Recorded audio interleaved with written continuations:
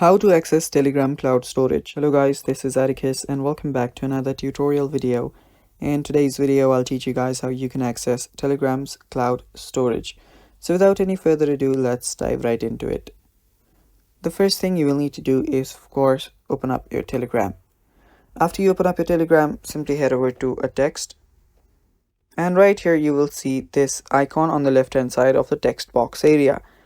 Tap on that and head over to files.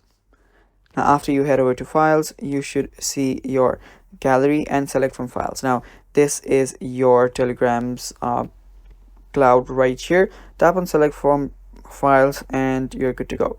So this is the cloud of your Telegram, but let's get back up for a bit.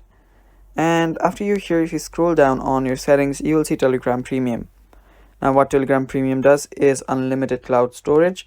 You will get up to 4 GB per each document, unlimited storage for your chats and media overall.